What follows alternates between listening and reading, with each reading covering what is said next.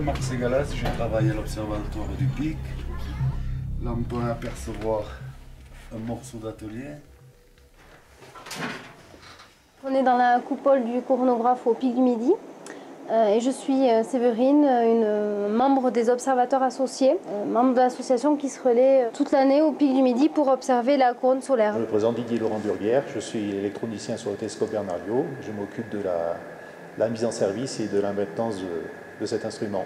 Cyril Delegue, informaticien, responsable d'exploitation pour le télescope Bernard-Liot. Et Philippe Mathias, astronome à l'OMP et en charge de la programmation scientifique du télescope pour les observations de service. Je m'appelle Pascal Peissin, voilà. Je travaille au sein de l'équipe télescope Bernard-Liot. Je suis technicien. Mon rôle consiste d'une part à piloter le télescope la nuit quand les conditions sont requises, c'est-à-dire quand on a le beau temps, et d'autre part à effectuer des opérations de maintenance et d'amélioration des installations qui sont annexes au télescope ou sur le télescope proprement dit. C'était un stage volontaire qui a été proposé par nos professeurs pour cet été. Donc, il y avait 6 places pour 12 candidats, je crois. Et par tirage au sort, hein, pas du tout en fonction des notes, ça s'est vraiment fait par tirage au sort. Et on a eu la chance de pouvoir monter au pic et réaliser ces stages d'observation. J'ai du mal à réaliser réellement qu'on va travailler pendant une semaine ici.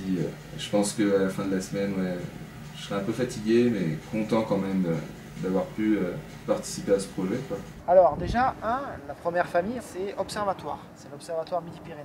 C'est un établissement de recherche public qui est adossé, marié, parce que ça va dans les deux sens, à l'université Paul Sabatier de Toulouse. Les deux vivent en symbiose depuis 2 ans maintenant. Au sein de l'observatoire, il y a plusieurs unités mixtes de recherche et unités mixtes de service. Le TBL est une unité mixte de service. Le télescope Bernard-Liot est un télescope national, donc c'est des missions déterminées qui sont définies à Paris en fonction de l'importance. Des observateurs viennent faire les observations sur le site, où ça arrive parfois que ce soit nous qui les fassions. Et tout ça c'est rapatrié via le réseau dans leurs labos respectifs. Et les autres unités mixtes de recherche comprennent principalement les scientifiques, alors que le service, c'est le service offert à la communauté des scientifiques également. Ensuite, il y a les observateurs associés qui gèrent le coronographe. Après, il y a différentes mesures aussi. Il y a l'aérologie. Oui, ça c'est la partie astrophysique et la partie géophysique, mais aussi la physique de l'atmosphère, les nuages, le vent, tout ce qui se passe dans la biosphère et la géosphère. Voilà pour les différentes familles à l'OMP. Ça, c'est l'observatoire.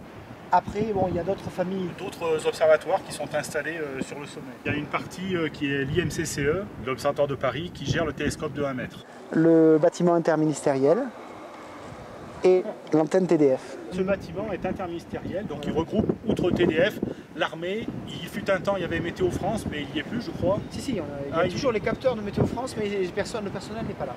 Il y a une entreprise privée qui fait les mesures sur les éclairs. Et ça, depuis le DIM, on le voit, en fait, ils ont les caméras.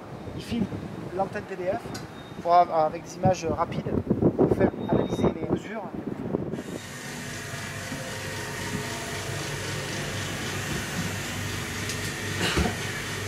Donc voilà, ici, donc on a les mesures d'aérologie, mesures sur tout le LA en fait, alors pour leur instrument. Ils ont aussi la partie privée sur les éclairs, qui nous permet d'avoir, donc qui permettent de filmer directement ce qu'on voit de l'autre côté. Un peu plus ici, on a une vue directe sur l'antenne TDF. Et donc ici on peut voir les éclairs directement.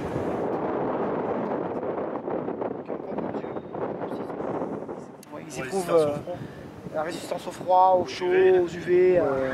Ils mettent aux intempéries tous les éléments qu'ils veulent tester.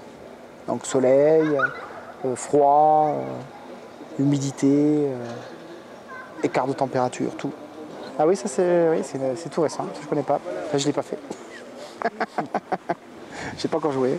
Mesdames et messieurs, votre attention, s'il vous plaît. Les personnes passant la soirée au public sont invitées à regagner la terrasse sud, la terrasse inférieur. Ensuite, on a la régie. La région en fait a investi de l'argent dans le PIC avec le projet PIC 2000 pour le tourisme. Donc ce qui a rendu possible le tourisme au PIC et qui a permis de faire perdurer la science au PIC. Donc c'est la régie qui exploite le musée, le restaurant. La coupole Bayot, une des premières coupoles. Donc ça, cette partie-là, c'est le musée.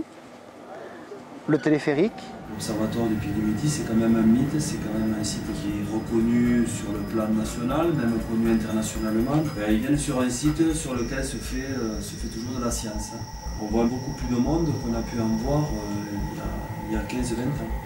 Puisque là, il y a quand même des moyens d'accès différents, un accès par téléphérique sur toute l'année. Ils ont diversifié les produits et un site qui permet d'avoir un point de vue inégalable, je pense. Tout ça fait qu'il y a un fort attrait à venir visiter le Pic du Midi. Il ne faut pas se voiler la face, c'est grâce au tourisme que l'Observatoire il a pu se maintenir parce que les crédits de recherche, on sait que c'est pas évident. Donc la restructuration du PIC il y a quelques années et le développement du tourisme a permis de maintenir le site en état parce que c'est un site du fait de l'exposition au vent, aux conditions climatiques difficiles qui souffre aussi. Il y a beaucoup d'entretien et les instruments ça coûte cher, tout coûte cher et sans le tourisme on n'aurait pas pu continuer le projet, nous comme sur d'autres coupoles du site. Et je pense aussi que ça peut être un tremplin dans la région pour les scolaires parce que bon, mais mine de rien, ayant fait mes études à Tarbes, je me suis rendu compte que finalement le PIC on le voit tous les jours et c'est pas pour autant qu'on sait exactement ce qui s'y fait, on a un cadre magique, donc je pense qu'il faut vraiment s'en servir comme un site porteur aussi pour développer les sciences, donner envie aux jeunes aussi de faire des sciences. On a un site magnifique pour ça. Il faut vraiment s'en servir et le faire découvrir aux plus jeunes. Il y a des choses qu'on peut expliquer très bien à des primaires, comme il y a des étudiants de master qui viennent sur la lunette Jean Roche travailler depuis quelques temps. Il faut vraiment développer et exploiter ce site à fond pour qu'ils vivent pendant encore très longtemps. Parce qu'on fait vraiment des choses en sciences qui sont importantes et qui ne se font pas partout dans le monde. Et ça, il faut en être conscient aussi. D'abord, ça a été un site reconnu sur le plan observation solaire, couronne solaire. Ensuite, il y a eu un développement des télescopes nocturnes, en l'occurrence le télescope de 1 mètre, puisqu'il avait permis à l'époque, il avait été en partie financé par la NASA pour cartographier, établir les cartes lunaires avant les missions Apollo. Le TBL après était mis en chantier, en construction, et maintenant c'est le télescope Bernard Liot qui est vraiment le pôle essentiel du Pic du Midi. À gauche du bâtiment interministériel, on voit une grosse coupole là-bas. La plus grande coupole. C'est un télescope de 2 mètres. Le TBL. Quand je dis 2 mètres, c'est la taille du miroir. C'est le plus grand télescope de France. Alors,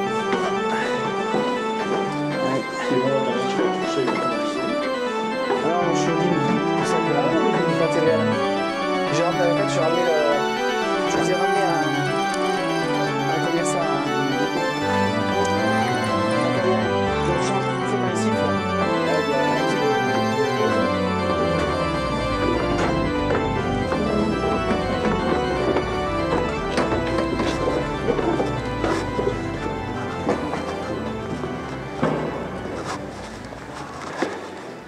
Et voilà la bête. En plus, vous avez de la chance, on vous amène à une période où c'est la canicule de la coupole, plus 7 degrés, c'est très chaud. Quand il fait moins 15, c'est beaucoup moins marrant. Et c'est avec ce télescope qu'on observe les étoiles. Alors, on n'observe pas toutes les étoiles de notre galaxie, on n'observe que les étoiles jeunes, en formation. Essentiellement des étoiles. On peut avoir accès à d'autres objets, mais le télescope est depuis une dizaine d'années à peu près très spécialisé dans l'observation des étoiles. Et plus précisément, la détection et l'imagerie des champs magnétiques à la surface des étoiles cibles. Le télescope est un spectropolarimètre. En fait, en bas, nous avons le spectrographe et ici, nous faisons l'analyse de polarisation. Nous avons un instrument qui s'appelle Narval, qui est la copie d'un autre instrument qui s'appelle Espadon, qui a été fait par Jean-François Donati. Un miroir de 2 mètres pour les stellaires, c'est un très petit télescope, mais il a une particularité, c'est justement la polarimétrie. En fait, c'est un instrument qui est polarisation free, c'est-à-dire qu'il n'a pas de polarisation instrumentale, parce qu'on fait la mesure juste après le M2. On a le premier miroir, le deuxième miroir, et il n'y a pas de miroir plan. Donc en fait, grâce à Narval, ça le rend unique. Enfin, unique non, parce qu'en fait, il y a un télescope qui est plus grand, qui est au CFHT, à Hawaï. de l'autre côté et qui se relaient. Les mesures se font d'un côté à l'autre. Donc ils ont le même équipement. Et lorsqu'on suit une étoile, des fois on a besoin de suivre l'étoile pendant plusieurs jours. Et comme la Terre tourne, eh bien l'étoile va disparaître à l'horizon. Donc on ne pourra pas la suivre. Donc c'est Hawaï qui prend la suite. Donc on se la passe comme ça. Et on peut observer une étoile sur plusieurs heures, plusieurs jours, afin d'avoir une idée de ce qui se passe à sa surface. Parce que les étoiles tournent sur elles-mêmes, hein, comme le Soleil tourne en 26 jours sur lui-même. Il y a des étoiles qui tournent plus rapidement, d'autres plus lentement. Et pour avoir une indication, pour avoir une idée de ce qui se passe à la surface de cette étoile, il faut la suivre pendant un certain temps. Alors, de par son mode de fonctionnement, le télescope est capable de travailler simultanément sur plusieurs programmes proposés par des astronomes différents. Et par nuit, il y a une demi-douzaine à une dizaine d'étoiles qui sont observées, dont on recueille donc l'information spectropolarimétrique. L'un des problèmes que l'on a en physique stellaire, c'est justement le traitement du champ magnétique, qui n'est pas un phénomène très facile à prendre en compte. Et on a déjà beaucoup de mal à comprendre comment ça marche pour le Soleil. Et l'idée, c'est d'explorer comment ça se passe sur d'autres étoiles pour essayer de mieux comprendre la génération du champ magnétique d'une manière générale dans les étoiles à la fois très différentes du Soleil et pour certaines qui sont quasiment identiques au Soleil, si donc on a quelque chose qui est généralisable à toutes les familles d'étoiles, pour essayer de valider la théorie ou non. Alors pour être un peu plus précis, en gros, quand on fait une étoile, on a à la sortie sur l'écran un spectre électromagnétique, donc c'est des raies d'émission, des raies d'absorption, des courbes. Et l'interprétation du spectre électromagnétique permet de déterminer tout un tas de caractéristiques de l'étoile. Donc c'est vraiment un domaine de la physique stellaire qui est très particulier, hein, la spectropolarimétrie. Et en étudiant ces étoiles dans ce domaine-là, on peut comprendre aujourd'hui la taille de l'étoile, sa grosseur, on peut connaître sa vitesse de rotation, on peut connaître sa vitesse de déplacement, sa composition chimique, on peut savoir si une activité forte ou faible à la surface, si elle est très active ou pas. C'est-à-dire qu'on peut faire une carte d'identité, si vous voulez, très précise de l'étoile. Sans la voir de près, évidemment, hein, parce que même avec le plus gros télescope du monde, hein, au Chili, par exemple, les télescopes de 10 mètres qui existent, si vous pointez une étoile avec un télescope de 10 mètres, vous verrez exactement la même chose qu'à l'œil nu. On dit souvent, ça doit être beau de regarder les étoiles dans un télescope. En fait, pas du tout. Le télescope, ça sert à observer les nébuleuses, les galaxies, les amas ouverts, les amas globulaires, la Lune, les planètes. Mais une étoile, vous allez voir sa couleur, c'est tout. Donc ça fait très peu d'informations. La couleur de l'étoile détermine la température de surface. Et voilà, on veut savoir plus de choses sur les étoiles et donc on a dû analyser la lumière qui nous venait de ces étoiles d'une autre manière. On recueille la lumière de l'étoile, c'est jamais qu'un collecteur d'énergie lumineuse. Et la lumière qui est recueillie est littéralement décomposée en éléments, tout simplement parce que la lumière qui est reçue recèle énormément d'informations qui sont spécifiques à l'étoile que l'on observe. Un peu comme une empreinte digitale, de même qu'il n'y a pas deux empreintes digitales identiques, il n'y a pas deux étoiles identiques avec deux composantes parfaitement identiques. Chacun a sa propre fiche d'identité. Et donc les physiciens recherchent des informations très précises dans cette lumière que nous recueillons, qui servent, je dirais, ils font des mesures et des analyses de champs magnétiques qui sont un peu le reflet de ce qui se passe à l'intérieur de l'étoile. Alors pour l'instant, l'instrument lui-même, le télescope, c'est un laboratoire géré par le CNRS et l'Université Paul Sabatier Toulouse à part entière. Il y a une partie de l'équipe qui travaille en support à Tarbes et une autre qui travaille au sommet. Oui, soit une équipe de 4 personnes en permanence au pic. Donc au sommet, typiquement, il y a 2 techniciens qui se relaient en cours de nuit pour faire fonctionner le télescope qui le pointe et qui sont chargés donc, du suivi de l'étoile. Il y a également un assistant électronicien qui est là en début de nuit, qui fait intervenir à n'importe quelle heure en quelques temps. C'est quand même un bel outil de 60 tonnes, plus la coupole, donc, qui est contrôlé par électronique et informatique. Mais malgré tout, ça nécessite quand même un contrôle permanent durant l'observation. Ouais, de la précision, beaucoup de vigilance. Par rotation, nous sommes là pour faire fonctionner la totalité des installations qui sont dans la tour. et qui sont extrêmement variées, puisque ça peut être de la mécanique, de l'hydraulique, il y a de la cryogénie, il y a de l'électronique, de l'informatique. Donc il faut extrêmement être réactif par rapport aux problèmes qui peuvent se donner. Et donc il y a soit un astronome, soit un observateur de service qui lui s'occupe du traitement des données. Un scientifique qui en fait prépare les observations, encadre l'observateur et valide les observations en fin de nuit. Ce que je souhaite, c'est que ça continue, que justement il y ait toujours des thèmes d'observation, qu'il y ait toujours des créneaux scientifiques pour le télescope Bernard-Liot, qu'on puisse faire évoluer l'instrumentation, puisque le télescope en lui-même ne peut pas évoluer. On a un miroir de 2 mètres qui, à l'heure actuelle, par rapport à ce télescope qui se construisent, qui se pratiquent de par le monde, ça reste un télescope modeste, mais qui malgré tout a des créneaux scientifiques bien établis. Donc voilà, c'est le souhait que j'ai, que ça puisse perdurer encore très longtemps. Alors là où je vous parle, on continue à le moderniser au niveau électronique et informatique. Il a été mis en service en 1980, donc depuis, nous avons à cœur de le moderniser et en fait, nous nous sommes débrouillés pour le rendre très fiable. C'est un peu comme une ancienne locomotive à vapeur qu'on se débrouille à garder fonctionnelle et compétitive. Malgré son ancienneté, 2 mètres de diamètre, quand il a été conçu, 2 mètres c'était important. Maintenant, c'est devenu relativement modeste, mais pour ce type d'instrument, avec les types de travaux que nous faisons, nous avons toujours de la demande. Surtout ces temps-ci, là, il y a un très grand effort qui a été fait de jouvence au niveau du télescope, au niveau des électroniciens, là, au niveau des moteurs.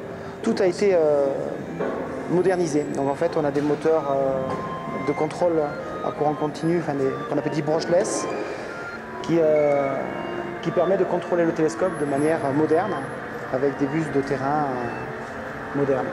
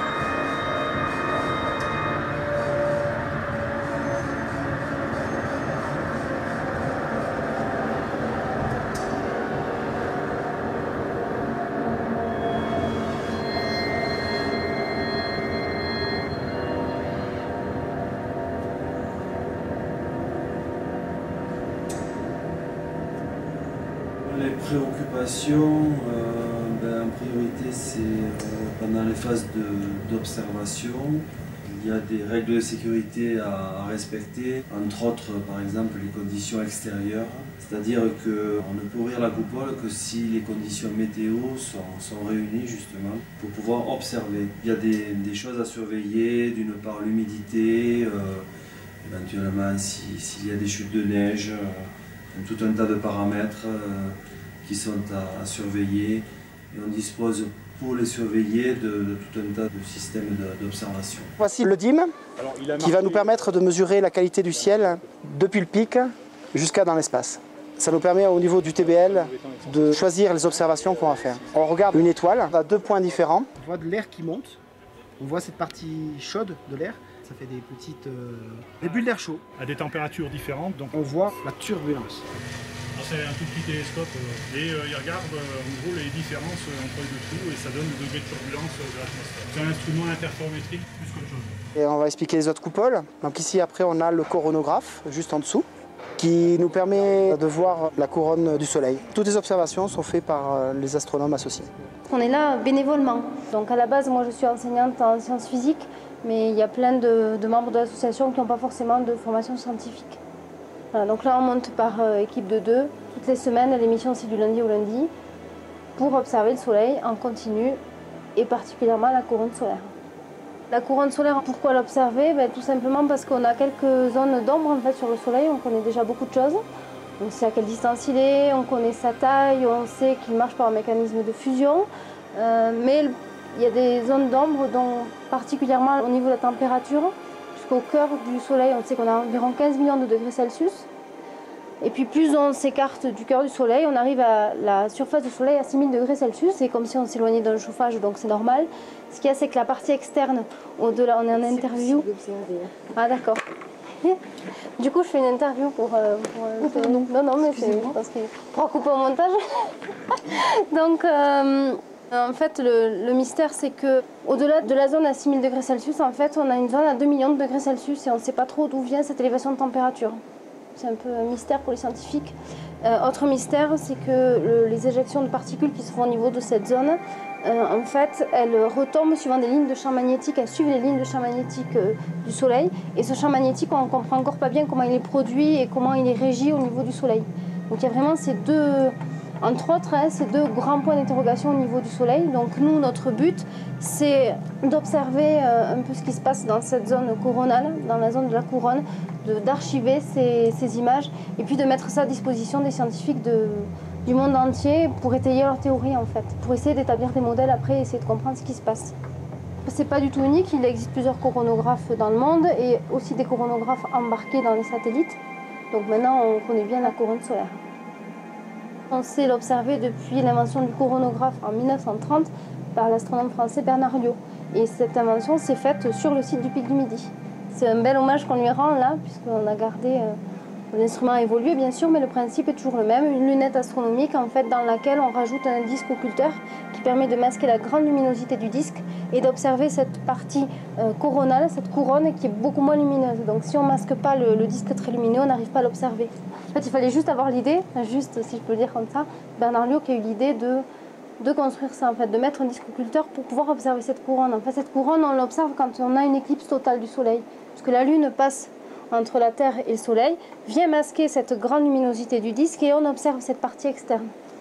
Donc, à moins de l'observer naturellement par une éclipse, nous en fait ce qu'on fait c'est une éclipse artificielle, tout simplement, grâce à l'instrument. Ma collègue, c'est ce qu'elle est en train de faire, elle règle l'instrument justement grâce au joystick. Elle cale au mieux l'instrument pour que le disque occulteur soit très bien centré sur le Soleil et qu'on observe bien la couronne solaire.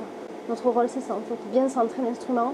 En fait, on a certaines mesures et certaines images particulières à faire. Là, on a l'image du coronographe en haut, donc on voit vraiment que la couronne.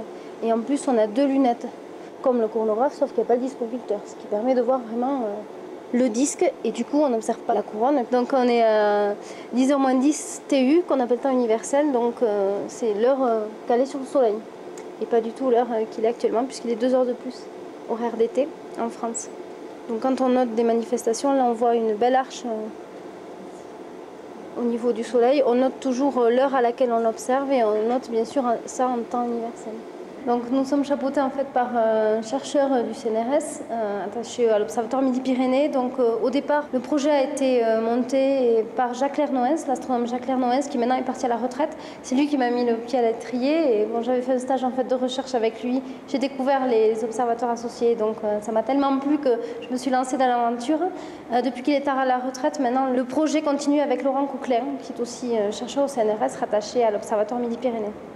Donc on dépend quand même d'un centre de recherche, on n'est pas complètement indépendant. Donc nous on fait les petites mains en fait, on observe, on est 50 dans l'association à être derrière les écrans, à suivre les consignes et les procédures qu'on nous donne.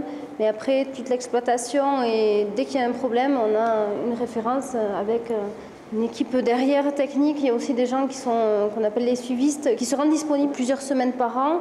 Pour, en cas de problème, on les appelle et puis on leur dit bon voilà, nous on a tel ou tel problème sur le logiciel ou sur l'instrument et donc ils nous donnent les procédures à suivre. Si vraiment on ne peut pas nous gérer ça par téléphone, ils viennent et ils règlent le problème. On a cet appui technique et cet appui aussi de recherche derrière qui nous permet de fonctionner. On n'est vraiment que des petites mains à côté. Une association financée par Flux du Ciel. Après on a la lunette Jean Roche qui permet d'observer le soleil. Le télescope a été fait à Tarbes. Et en fait, ils faisaient des tourelles de canon. Ils ont fait cette coupole. Elle est un peu bizarre, mais c'est une coupole totalement fermée, à l'air. Toujours le problème dans les coupoles, c'est les perturbations qu'il peut y avoir. L'échange d'air entre la coupole et l'intérieur de la coupole et l'extérieur, ça fait bouger l'image. Ça déforme l'image, ça la bouge, donc c'est toujours le problème, d'où la mesure du DIM. Alors le DIM, c'est pour les étoiles, c'est pour la nuit. Le jour, les montagnes chauffent. Donc en fait, les bulles d'air montent et il y a beaucoup plus de perturbations. L'air est beaucoup plus chaud. C'est pour ça qu'il est mieux en fait d'observer l'hiver avec la neige. Donc le problème, c'est les échanges d'air qu'il peut y avoir entre l'intérieur de la coupole et l'extérieur de la coupole. Ça, c'est une mesure d'intensité de la lumière. Tu vois. Alors là, on a des gros nuages là, en gros. Donc ça permet de savoir l'ensoleillement qu'il peut y avoir. Donc nous, on a la même chose du côté du TBL, la nuit. C'est-à-dire qu'on prend plein d'étoiles, tout le ciel, et on calcule toute l'intensité de toutes les étoiles. Et ensuite, on détermine la densité qu'il peut y avoir, c'est-à-dire la masse nuageuse ou de poussière qu'il peut y avoir. Voilà. Donc là, le lunette Jean Roche. Ici, une petite coupole qui sert pour l'animation, la nuit. Ici en bas dans le bâtiment, c'est la partie de traitement des eaux usagées. Là, c'est une partie vie. En dessous, il y a tout un bâtiment. C'est là où on dort. Donc la partie de l'observatoire et la partie touristique. Par rapport au couchage, les chambres sont plus modernisées maintenant que dans le temps, c'était pas du tout pareil. C'était des murs en pierre, de la peinture, un lavabo. C'était du simple, quoi. C'était rustique. Moins de confort que maintenant. Alors là, on est dans la pièce atelier. Là, il y a un tour, une fraise. Ça sert à usiner les pièces. On fait partie d'une équipe atelier, donc elle est composée de 4 personnes par équipe.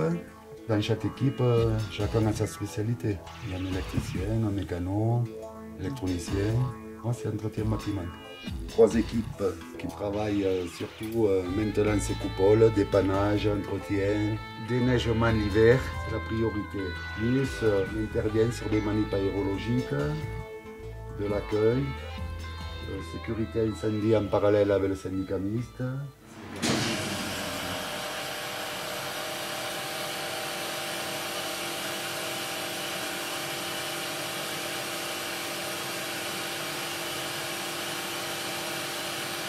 J'attaque la 23e année. Moi, c'est un endroit qui me plaît. J'aime bien la montagne, la nature. C'est un site magnifique. Ça change tous les jours. C'est exceptionnel de travailler sur le site du Pic. Oui, une fierté, oui. Physique, il faut être en forme par rapport à l'altitude. On manque d'oxygène. Il faut être en bonne santé par rapport au cœur. Surtout le souffle, il faut s'adapter. Oui, la première chose en altitude, c'est le manque d'oxygène.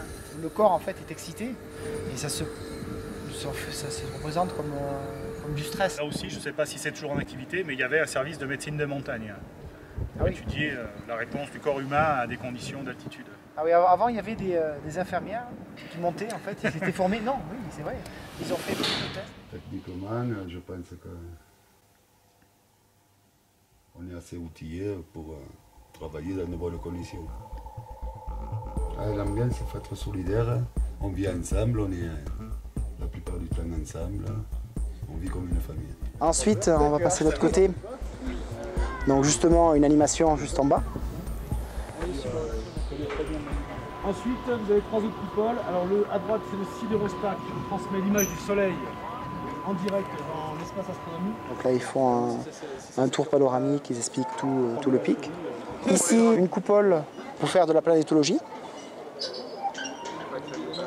Donc, ils étudient les planètes. C'est celle qui a servi à faire la cartographie de la Lune avant que les Américains fassent le premier pas sur la Lune. Donc ça, c'est le télescope de 1 mètre. Et une autre petite coupole derrière, c'est les astronomes amateurs. Là, la partie de vie du personnel. La vie communautaire s'organise, c'est très simple en fait, on se croise. Les uns travaillent en 2 jours, les autres la nuit. On vit beaucoup dans la tour en ce qui nous concerne, les techniciens qui travaillent au télescope Bernard-Liot. Comme ici en fait on se partage la nuit, on est généralement toujours au repas de midi. On mange dans des locaux communs avec la société parallèle qui a l'exploitation touristique. Donc on arrive toujours à trouver des moments communs, des moments qui sont d'autant plus importants quand on vit dans un site isolé comme celui-ci. Ouais, toi.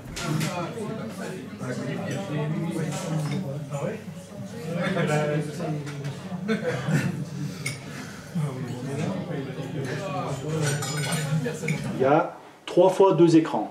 Les 2 écrans fonctionnent toujours ensemble. Ces deux-là concernent tout ce qui est programme des étoiles. D'accord? Ce qu'on appelle le PH2 ou PH3 sur le fichier procédure que je vous ai envoyé. Okay. Les 2 suivants concernent le pilotage du spectropolarimètre, le narval. D'accord? Et les 2 que vous avez de l'autre côté, là-bas, c'est le pilotage du télescope. Donc ça, c'est pas vous qui gérez. D'accord? Alors, la première chose à faire, prenez la souris. Donc là, tout est lancé. Donc vous oubliez la première partie du fichier procédure. Donc, ce qu'il faut avoir à l'écran, c'est le PH3. Quand vous arrivez à la coupole le soir, vous avez toujours quelque chose qui ressemble à ça, qui représente les étoiles que l'on va observer dans la nuit. D'accord? Alors c'est sous cette forme. Quand vous arrivez, la première chose à faire, c'est de cliquer sur chacune de ces flèches vertes. D'accord. Pour qu'elles se mettent au rouge.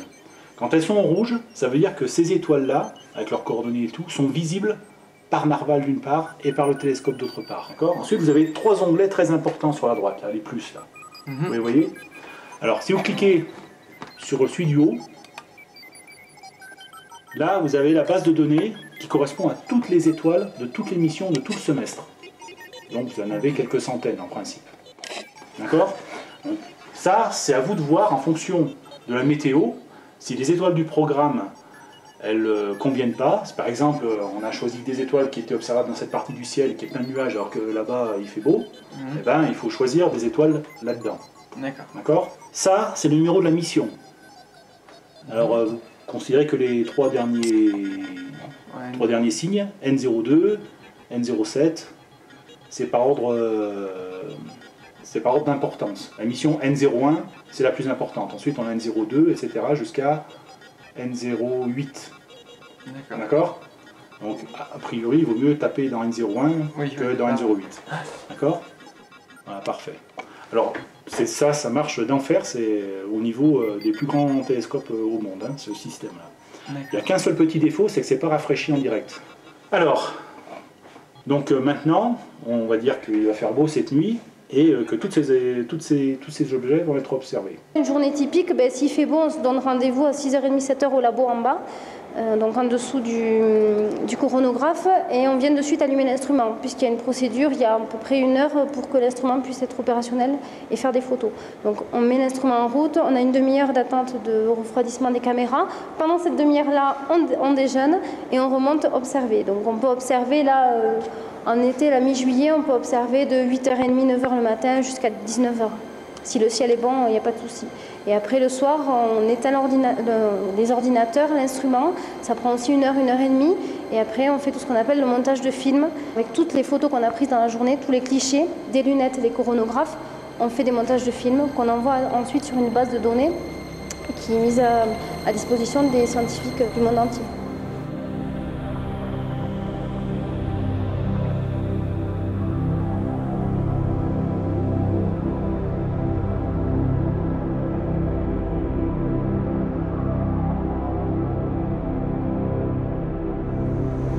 Un ciel bleu très pur et c'est la spécificité du site ici. C'est lié au fait qu'on est en haute montagne, donc c'est quand même très favorable pour l'observation de la couronne. Les coronographes sont en général toujours placés en haute montagne. Et donc là, au mois de juillet, c'est vraiment une période où justement on a des ciels qu'on appelle coronaux, c'est-à-dire très propices pour observer la couronne.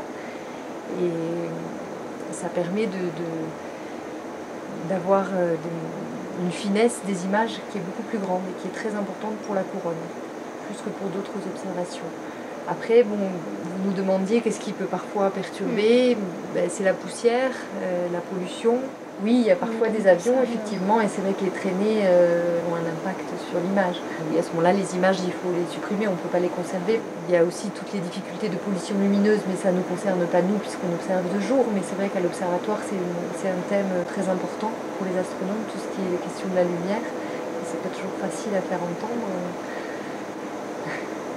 On On est évidemment un petit peu plus près des étoiles, hein. On est affranchi de pas mal de pollution. Puis bon, voilà, il y a quand même toujours ce plaisir d'être tout en haut d'une montagne et de pouvoir découvrir de part et d'autre 360 degrés et pouvoir voir quand le temps s'y prête, quand les nuits sont claires, par exemple le phare de Biarritz, ou alors ça arrive parfois l'hiver, les lueurs de la ville de Barcelone. Après les inconvénients évidemment c'est d'être loin de sa famille, d'être bloqué plusieurs jours sur le site. Voilà, ça fait partie un petit peu des aléas du travail au Pic du Midi. L'hiver évidemment c'est des moments un petit peu plus difficiles. Il y a le mauvais temps, il y a le vent, les risques de blocage sur le site. La saison que l'on préfère c'est l'été. Il n'y a aucun problème d'accès sur le site. Et l'automne, le soleil est déjà plus bas sur l'horizon. Et puis en principe, l'atmosphère est très pure et favorable aux observations. Ça fait 22 ans que je monte et c'est toujours aussi fascinant. Tellement des luminosités aussi. Étonnant. Les conditions de lumière, c'est ouais. jamais. Le lever et le coucher de soleil sont jamais pareils. Ouais. Le soir, après, du coup, une fois que l'instrument est rangé, ramené, prêt pour le lendemain, qu'on a monté les films, on peut profiter du coucher de soleil. Depuis le tour de ronde du Teibel, donc du télescope Bernard-Liot, c'est un moment assez magique.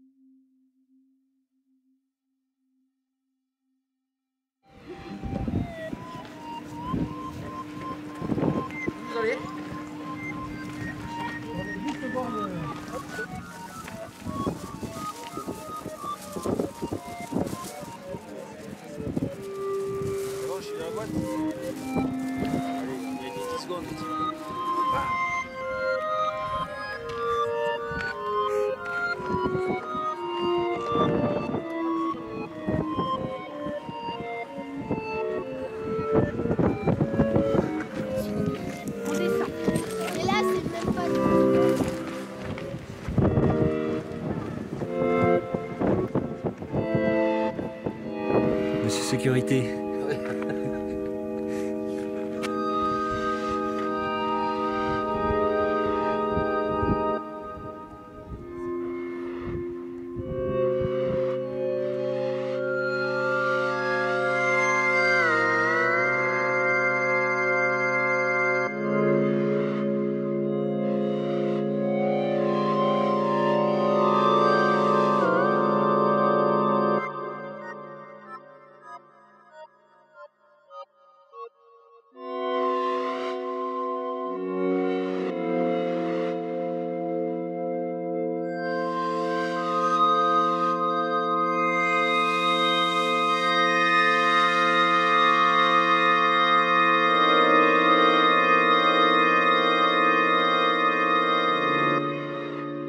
Il va rester à peu près 130 secondes et puis là du coup on va commencer à regarder la prochaine étoile à observer sur le planning.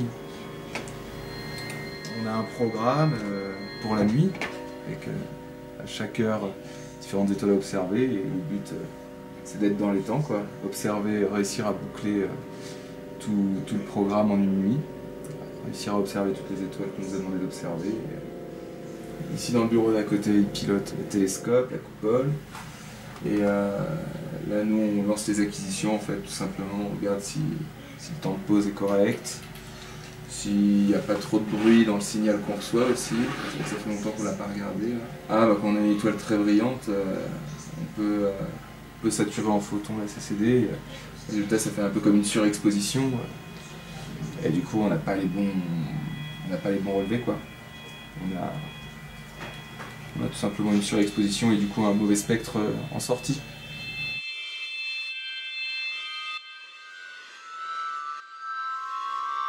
Là, à l'écran, l'acquisition c'est terminé, la CCD a fini la lecture.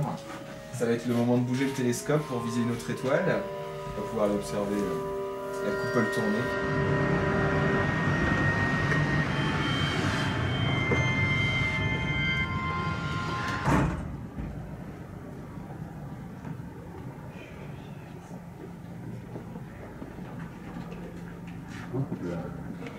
Est-ce que tu aurais Jean-Pierre dans le coin? Il est parti? Laquelle?